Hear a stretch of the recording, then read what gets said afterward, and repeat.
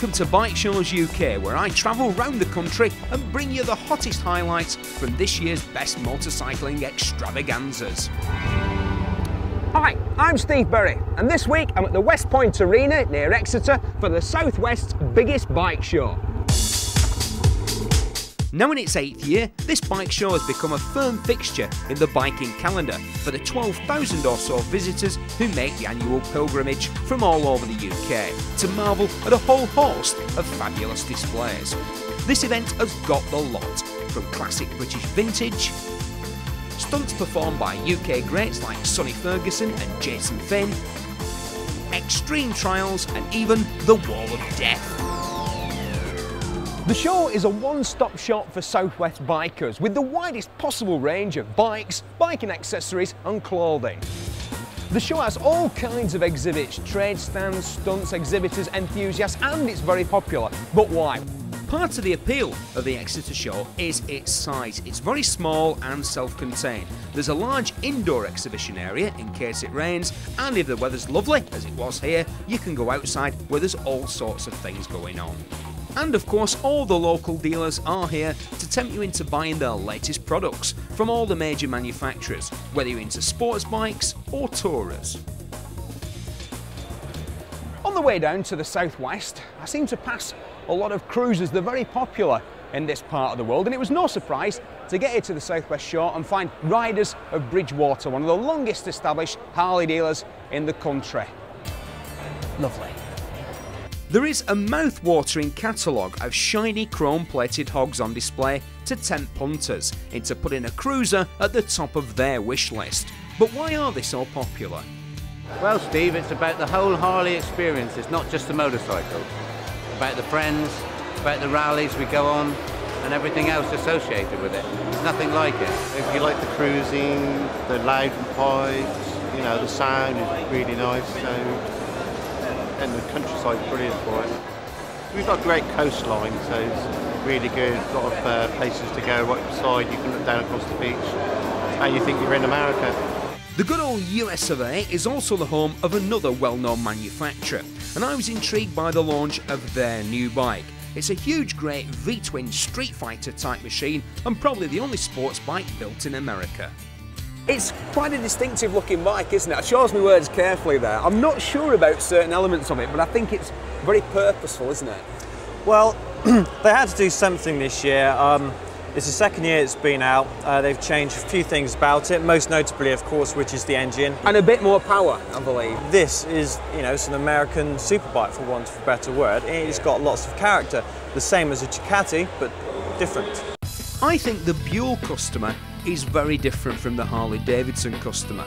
Perhaps they've had a big Japanese V-twin bike like a Suzuki SV or a Honda Firestorm, or maybe they're coming off a Ducati Monster.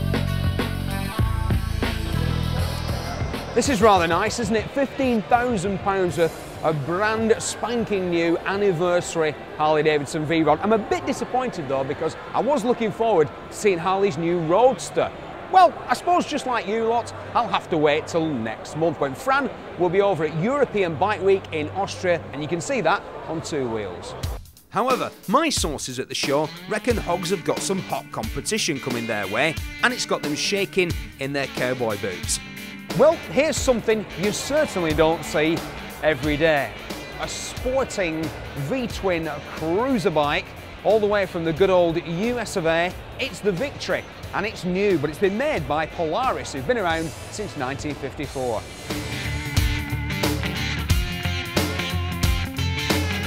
We've seen a few companies try and compete with a V-twin cruiser. Excelsior, Henderson and Titan are two that come to mind, and are two that aren't around any longer. I suppose unlike the people that have the Japanese cruisers, this one's built in the US, which presumably makes a lot of difference for the people that are into these kind of bikes. Another American V-twin. It's a big company, and Polaris is, with a lot of weight behind it, and I love them. What a salesman! What a salesman!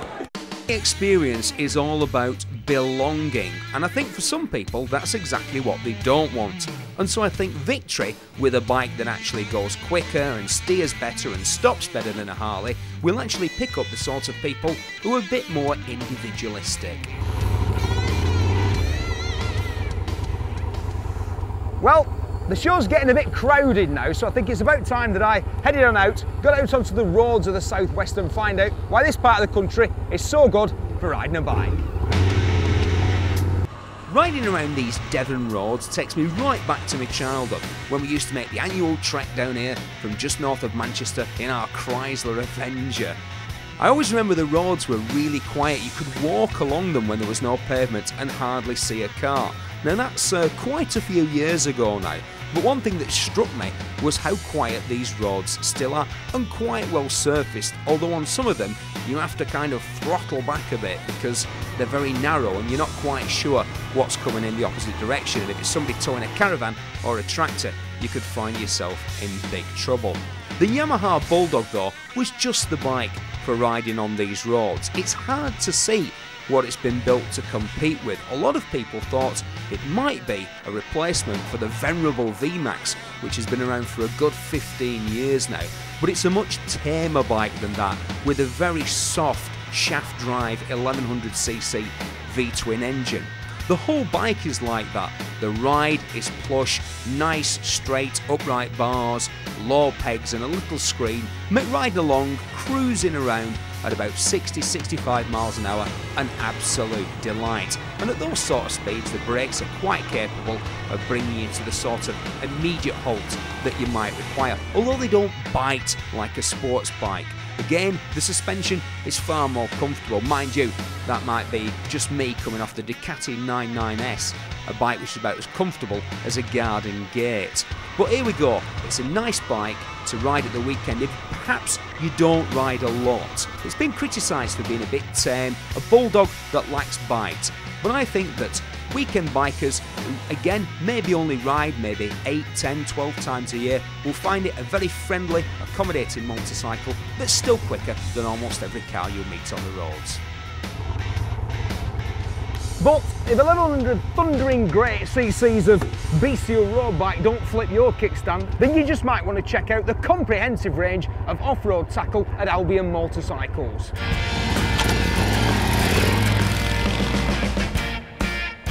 Used to be called scrambling, didn't it, off-road motorcycle sport? These days, of course, it's very different. There are new manufacturers like KTM, and there are new kinds of off-road bike sport, as well as motocross, there's enduro, trials, even sand racing. Down in this part of the world, they have the world-famous Western Beach Race. And of course, as the southwest is one of the most sparsely populated parts of Britain, there's lots and lots of lovely countryside out there for you to ride bikes like this. But where exactly does everyone go? And what do they do? Well, down here in the southwest, I mean, we've obviously got a good strong base of motocross, but also the enduro scene and leisure trail riding is obviously on the increase as well. It's more of a family leisure activity now, so it's more important than ever to have smaller bikes in the range, and obviously quads and things like that as well, you know, to encompass the whole family really. The range of bikes available has expanded over the years, and there's been a significant change in road riders' attitudes to off-road bikes. Well, I think we've certainly got a lot more specialised models, yeah. But I mean, the key to getting you know, conversions from road to off-road is having that flexibility to be able to use the bike on, you know, both surfaces. Well, there's certainly some fine-looking tackle on this stand, but the trouble is, well, it's all a bit static and quiet, isn't it? So let's see how the professionals make motorcycles do the impossible. Dan Clark and Martin Crosswaite are two of Britain's most experienced trials riders and have ridden at the very highest level. Martin himself has actually competed in indoor world trials rounds, and so the things that they actually do here aren't that difficult. They're not really testing Dan and Martin's abilities to the absolute limit, but what they've had to learn to do is to entertain the public. It's not just about making the jumps or clearing the obstacles, it's about failing a couple of times and then succeeding on the third attempt to get a bigger round of applause. But you don't have to be a professional or a stuntman to get in on the action here at the South West Show. The Straightliners crew are here. They've set up an 8th mile drag strip for amateur speed demons to test their mettle. Everyone's going for it. Everybody's having a good time, from R1s and superbikes to learn illegal lads on 30-mile-an-hour restricted bikes. Just look at him go at 30 miles an hour. The idea behind any run what you brung is very simple indeed. When the lights go green, you yank the throttle back and you clench your buttocks. This business isn't for the faint-hearted. The slightest wobble could have you heading for metal barriers at speeds of almost 70 miles an hour in 3 seconds. It wouldn't be pretty. These lads are absolute loonies. For £5 they were lining up all day to have yet another go. From one bunch of nutters to, well, another bunch of nutters, except that this lot get paid for it. They're 3 of the best known stuntmen in the business, and they're doing their stuff over in the main arena. Sonny Ferguson and Jason Finn travel to most of the UK's top bike venues. You've probably already seen them in action. They play all sorts of other shows though, but both of them told me they prefer bike shows because it's only there where the watching public can appreciate the amount of skill, training and determination that goes into making these stunt shows happen. Do you think you've got to kind of mark yourself out from the crowd, do something a bit different to get the attention, or do you think it's just down to the quality of what you can do? I think it's down to the quality of what you can do on the bike. It's making people think, how do you manage to do that on a bike? Yeah. How long does that take? That must have took him ages to learn how to Yeah. do that. I believe that's what it's down to. The stuff that Sonny and Jason are doing is a recent innovation in the bike world, but there is a form of two-wheel daredevilry that's been around as long as the motorcycle itself. What bike show would be complete without the Wall of Death or the Wall of Fear? There's a couple of these guys, they go around to most shows. You might be tempted to pass them by, but don't. Just believe me when I say it is the best £2.50 you'll ever spend in your entire life. Riding the wall doesn't look that difficult, and it isn't. All you do is get the bike up to around 30-40 miles an hour and up you go. The problem is dealing with the constant 3G that you actually pull on the bike during the show, and that's why when you're learning to do it, you first have to go as a passenger to get used to all that G-force. Well, that's it for part 1 from the South West Show at Exeter, but don't go anywhere because we'll be right back with part 2.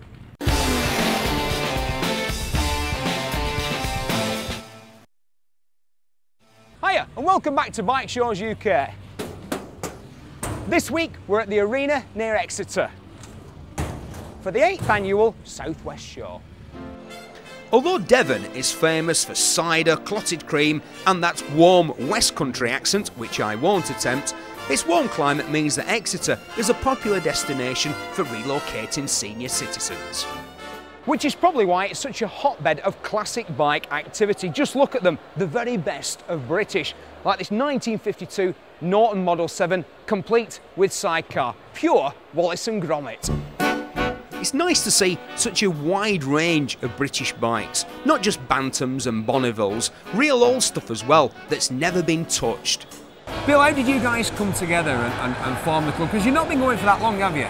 No, it's 11 years this year. We decided we didn't want too much to do with modern motorcycles because most of us are getting old. What's the most common bike in the club? Something like a Tiger Cub or a Bonneville or a... I don't think we got a Cub, to be quite honest. Really? But we got a lot of Triumphs, the 500, 650, got 1 or 2 350 Triumphs. What's the most unusual bike that you've got? The most unusual? It's right behind me. Ah, right. It's a TT Rep. It's a Rudge TT Rep. That may possibly be my favourite, but I like the AJS over there, the Big Port 350. I think it looks like it's never ever been touched, restored or anything like that. I don't know if it has, because the chappie that owns that bike, and the other vintage ones that you can see there, he is a real character actually. I'm not going to tell you how old he is because he's older than me and I'm 70, and he's a lot older than me, but he's such a well-known local chap. And he still rides it like a maniac now. Yeah. I hope he don't see this. But he is a maniac. Nice part of the world to ride bikes in there, isn't it? There's a lot of nice lanes and country. You must be able to go on runs where you don't see a lot of other traffic, a lot of cars, wind your way through some of these villages along the coast. Yeah, I think you've got one thing wrong, if I may say so. It's not one of the nicest places in the country to ride a bike. It is the best place. I always like to see classic bikes and take every opportunity I can to ride them. It gives you some perspective on just how far motorcycling has come. And when you see the speeds that these things can achieve, you wonder how people had the bravery or the stupidity to actually attempt them. Well, there's been an awful lot of technology under the bridge since then, and some people might say, good, as I would. But one of the biggest things in biking today is that bikes, well, they've got smaller. So today you can buy a 1000cc bike that's the size of a 250 from just a few years ago. But there are small bikes and there are small bikes. I'm talking like this big. You'd think, wouldn't you, that as it's a form of miniaturised motorcycling, that mini moto originated in Japan, the home of all things tiny. But it actually came from Italy, where it was seen as the first step on the rung towards a motorcycling career. I think that Valentino Rossi actually took his first tentative winning steps on a mini moto. And if I was 10, I suppose I could see the appeal. However, as you'll have no doubt noticed, it's hard for a full-grown man not to look ridiculous on a mini moto. I have only ever ridden one once. I got it up to top speed and it promptly threw the chain, which wrapped itself around the rear wheel spindle. I left the longest, thinnest skid mark in history, and I've never ridden one since. After all that commotion, let's take a more relaxed look at some of the highlights from around the show. Lots of bikers from the southwest use shows like the one at Exeter to stock up on biking gear at rock bottom prices. And the prices, I have to say, are a lot more competitive than those you'd find in the shops. I think there are two reasons for this. It's because they're all selling next to each other and so they have to compete on price. And it's because a lot of the stuff is last year's stock, end of line, or funny sizes. I saw a crash helmet for 20 quid, went to buy it and found out it was XXX small. This is the biggest stand at the Southwest Show, and unsurprisingly, it belongs to the biggest bike shop in the Southwest. Now, they've got some bike here and some accessories, but back at the shop, they've got absolutely loads. So it's only a mile down the road. Let's go there. Would you believe that this family-run dealership isn't just the biggest bike shop in Exeter, it's the only bike shop in Exeter. Founded in 1953 by a chap called Jack Anthony and named after the local landmark, Bridge Garage, as it was originally called, was a centre for bike repairs and sales of all kinds of bikes. And this is what it looks like today. Still plenty of British bikes about the place, all Triumphs, of course, but it's mainly Japanese machinery. Now, they do the checks on new bikes before they send them out over here, servicing over there. 8 lads working here on everything from scooters to super bikes. Obviously these days bikes are a lot more reliable and generally well screwed together than they were in olden times, so most of the repairs are to things like bodywork, but whatever you need, they can do it. As well as servicing and repairs, they branched out and sell every kind of bike you could imagine. Super bikes, touring bikes, cruisers, scooters, supermoto, but they don't do CZs anymore, which is a shame. Everything's popular at the moment. I mean, the main things we sell is going to be like your sport 600s, but your cruisers are coming on really strong. Even the scooter sales, because the convenience are getting stronger and stronger all of the time. Has it changed? You've been here 6 years. Has it changed in that time? They're still the key markets. I mean, you know, the English like the sports bikes. You know, the 600s are getting better, lighter, faster. Yeah. You know, people don't want to. So is it moving away from the 1000cc back to 600? Yeah, all the time. We're getting people coming back saying, you know, I've got this blade, I've got this R1. It's cost me a fortune in insurance. The ZX6 or whatever is quick, so I'll save money on the bike on insurance and have as much fun in that. Generally, they outhandle the bigger bikes anyway. Like any bike shop, Bridge offer an extensive range of leather clothing, from the traditional plain black favoured by custom bike riders through to vivid one-piece racing leathers favoured by the sports bike crowd. Leather is a better seller than your textile material. More than likely because down at this end of the world, a lot of people are more fair weather riders living at the coast. You explain the differences between the cheaper jackets and something like the Dainese. When you talk about the safety aspect, that's what people are really concerned about, and that's how we sell the product. Things have come an awfully long way since the 50s, when wax cotton and army surplus ruled the roost. In fact, I've had a good look round and I've worked out that if you wanted to buy the most expensive set of leathers here and have the most expensive helmet, boots and gloves, it would cost you an eye-watering £2,000. However, there are ways of economising, like this chap. You could go without boots. It's a bit heavy on your feet at traffic lights though, mate. And if you're stuck for a bike, then you can even hire one like this for the weekend and explore the local area. You can come in, and if you just want something to nip round, if you're in the area, you can have a scooter. If you want a full-blown tourer and you want to go to tour the continent on it, we've got everything. A lot of people literally they'll make as part of their package as far as holiday goes. However, you have to be aged between 25 and 69, and if you've been banned a huge number of times, then they probably won't let you borrow it, although they do take everyone on their individual merit.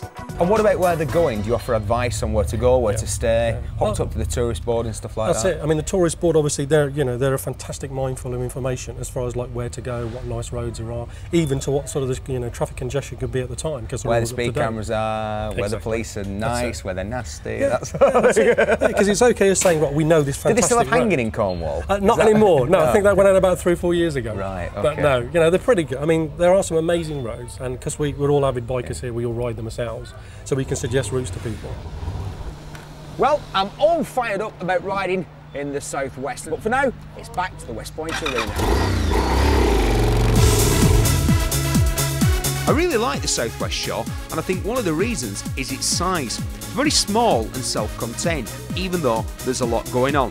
When the sun got too fierce, I could go inside, look at the victories, the display from riders of Bridgewater, of Ducatis and Harleys, which are always worth looking at, and all the classic bikes from the chaps in Exeter. Then outside, the stunt shows were bathed in sunshine. The best for me, the extreme trials, but then I am a northerner. The beer tent was open all day and rock bands were playing for free. What more could you ask for? Sadly, that's it from the Southwest Shore. Everyone's packing up and going home, and so are we. But as they say, it's been a blast, and I will see you next time.